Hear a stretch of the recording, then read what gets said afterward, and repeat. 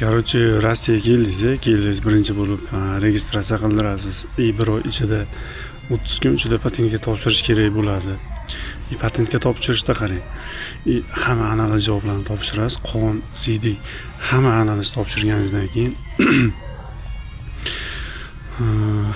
xullas hamma analizlar cho'tki chiqadi. Patent olganingizdan keyin, ofitsialni ishga kirganingizdan keyin nimagadir shu doktor analiz javoblar u aytgan haligi ofitsialni o'tishda ham sizda doktor ko'rik, med ko'rikdan o'tish kerak bo'ladi. Nimaga o'sha med ko'rikdan kasallik bo'lib chiqadi, qanaqadir kasallik bo'ladi, qoningizda sahar bo'lsa ham o'tkazmaydi. O'shani patent olishda aytsa bo'ladi-yu.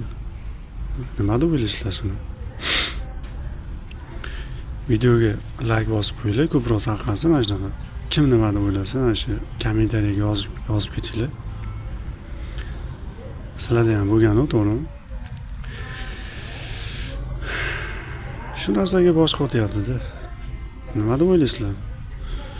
Tezroq patent olsin, pul to'lasin. Shunaqa maqsadda tez chiqarib yuborishi mumkin.